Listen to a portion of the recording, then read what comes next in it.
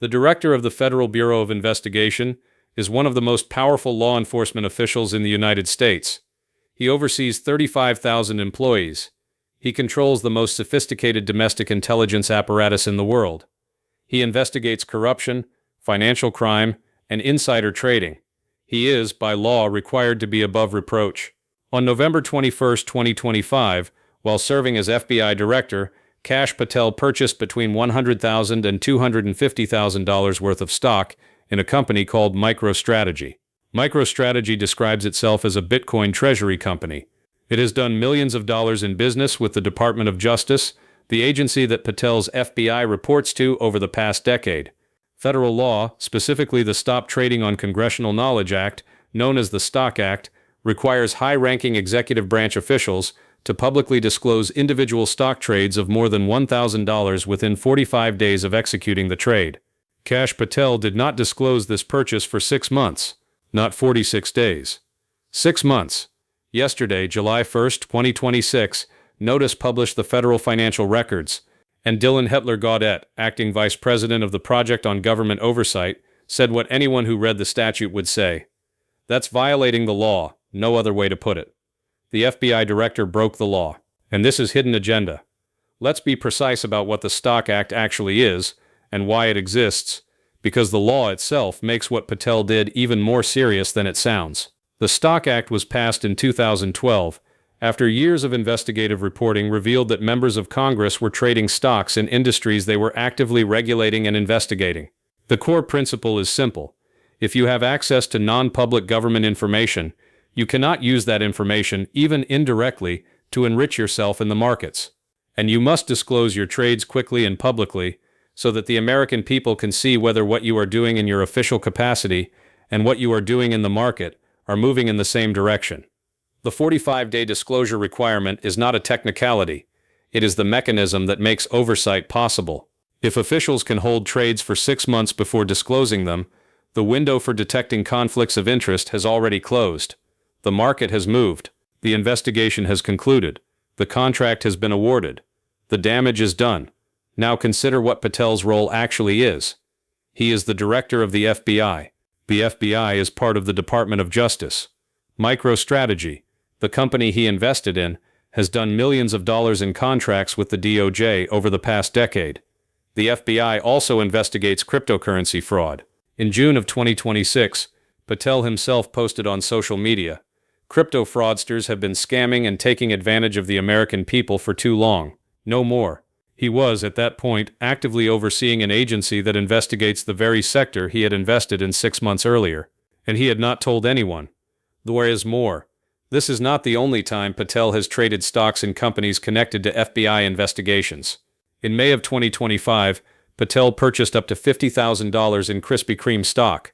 At that time, the FBI was investigating a ransomware group that had breached Krispy Kreme's data systems. The FBI director bought stock in a company while his own agency was actively investigating a cyberattack on that company. And before he even took the job, Patel held between $1 million and $5 million in Elite Depot stock, the parent company of Chinese fast fashion giant Shein. This raised immediate conflict of interest concerns, given Shein's deep ties to China and the FBI's ongoing counterintelligence mandate regarding Chinese commercial activity in the United States.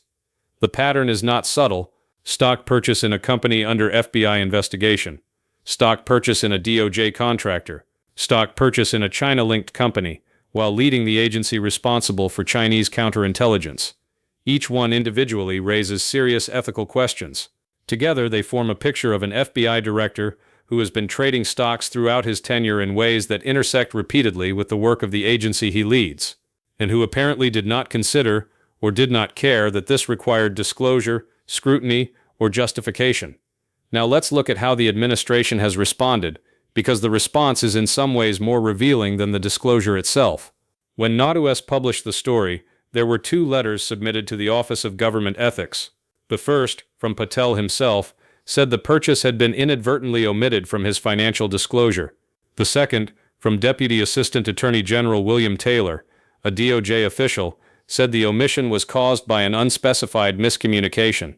Taylor also said in the same letter that he believes Patel is in compliance with applicable laws and regulations governing conflicts of interest. Read that carefully. A DOJ official, the same department that oversees the FBI, wrote a letter saying the FBI director's undisclosed stock purchase in a DOJ contractor does not represent a conflict of interest. The DOJ cleared the FBI director of wrongdoing for buying stock in a company that does business with the DOJ. If that sentence sounds like something a lawyer wrote to make a problem disappear rather than to honestly assess the ethics of a situation, that is because it is. And then there is this. Patel has not been fined. The Stock Act provides for a $200 fine for first-time violators. That fine has not been issued. The DOJ, the same agency that would be responsible for issuing or waiving that fine, has declined to impose it. The man who broke the law is not being fined by the agency he reports to, which he bought stock in a contractor of, which cleared him of wrongdoing for doing so. Former prosecutor Joycelyn White Vance put it plainly on social media. Any other FBI director would have resigned before this story broke. The real news here is that Trump is willing to tolerate this. Here is why this matters beyond the individual violation. The Stock Act exists because of a fundamental principle. The people who enforce the law must be held to it. The FBI director is the nation's top law enforcement official for domestic matters. He leads an agency that has prosecuted politicians, executives, and officials for exactly this kind of conduct: undisclosed trading in companies connected to official duties, failure to file required disclosures, conflicts of interest between personal financial interests and public responsibilities. The law does not say unless you are the FBI director. It does not say unless the omission was inadvertent. It does not say unless a DOJ official writes a letter saying everything is fine. It says disclose within 45 days. Period. What makes this particularly significant is the context of Patel's entire tenure. This is a director who has used the FBI jet for personal travel to golf trips, hunting resorts, and the Winter Olympics, who assigned an FBI SWAT team to his girlfriend as bodyguards, who used FBI personnel to investigate a journalist who reported on his girlfriend's use of FBI resources, who The Atlantic reported was frequently unavailable due to excessive drinking, allegations he has denied with a $250 million lawsuit, who purged FBI agents who worked on Trump-related cases, who gutted a counterintelligence unit days before the start of the Iran war. In that context, an undisclosed six-figure stock purchase in a DOJ contractor is not a paperwork error. It is one more data point in a pattern of an FBI director who operates as if the rules that apply to everyone else do not apply to him. The watchdog said it plainly. That's violating the law. No other way to put it. And yet here is what will happen. The DOJ will not fine him. The Republican-controlled Congress will not investigate. The White House will not comment. And Kash Patel will continue to serve as FBI director, trading stocks, purging agents, using government jets, and operating with the full confidence of a president who has made abundantly clear that the only qualification that matters in this administration is loyalty. Former officials have pointed out that under any previous administration, this disclosure would have triggered an immediate ethics referral, a DOJ Inspector General investigation, and serious questions about the director's fitness for office. Under this one, it triggered a letter from a DOJ official saying everything is fine. That letter is the hidden agenda, not the stock purchase, not the Stock Act violation.